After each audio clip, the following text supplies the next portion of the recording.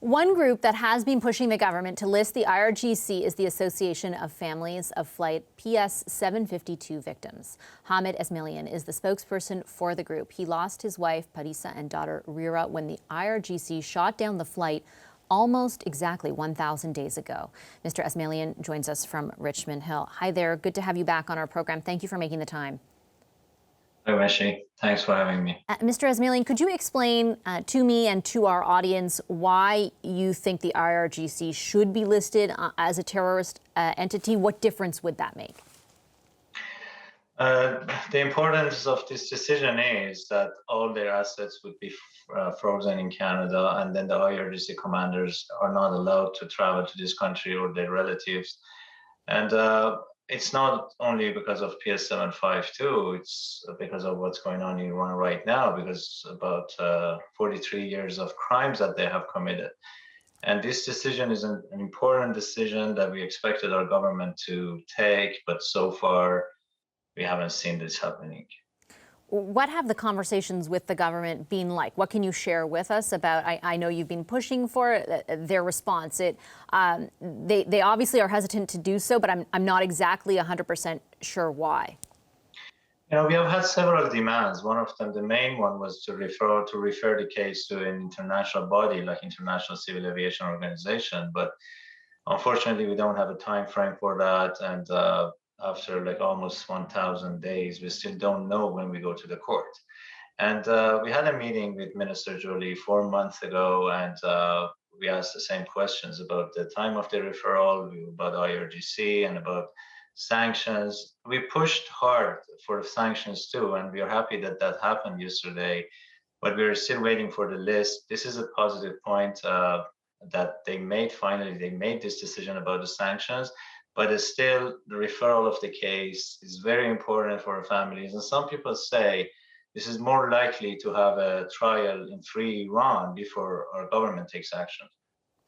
And where the listing of the IRGC is concerned, not from the government, but from others today, I heard that perhaps, for example, it would be incredibly difficult to enforce. And that could lead to a credibility issue, right? Like you don't want to do it and then not be able to enforce it. What are your comments on that?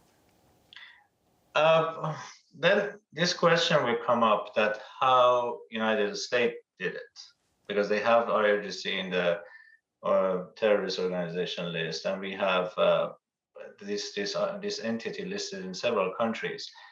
But we have lost 85 Canadians because of the shooting down of PS 752. We have lost Zahra Kazemi, Dr. Said Emami, and all these victims, they were victims of IRGC. And it's very disappointing to see that this organization is not listed. And I think not only our government, the other governments in the free world, they have to listen to Iranian people and the victims of Islamic Republic of Iran, what is necessary to be done. And I think on these issues, they need to follow the victims. They should be the decision maker on this. What have you been thinking of as you watch the protests unfold over the last, I guess now 11 days, and after you saw the reaction really to Mahsa Amini's death?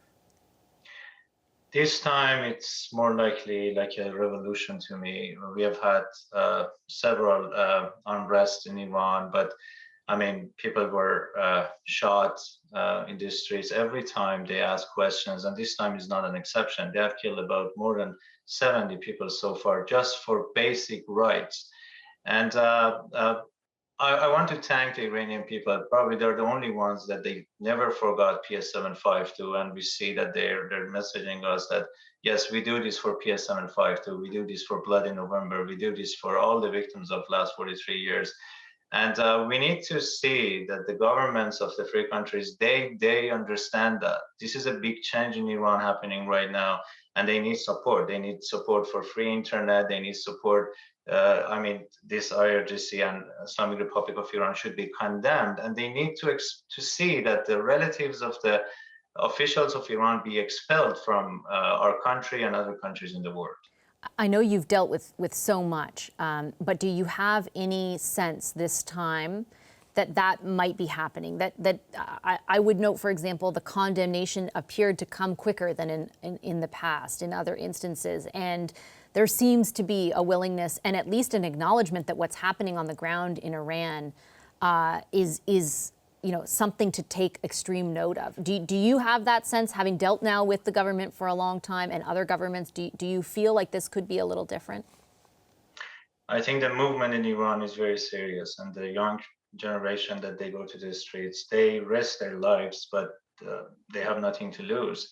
And I think this time is different. And but out of Iran, we need to help them. We need to support them. If we hear, for example, the vice president's son of Iran is in Vancouver, or if we hear that the former head of police force here is in Toronto, so this is really disturbing. And people in Iran, they're asking us what these people do in Canada. So these are all questions that goes back to IRGC, to the sanctions, and to the referral of the case. I mean, we could have helped them much more than what we did here in Canada. And I know you're waiting on whether the case gets referred to the international court. What is the next step for the group you represent, for the families of the victims, and when's your next conversation with the government?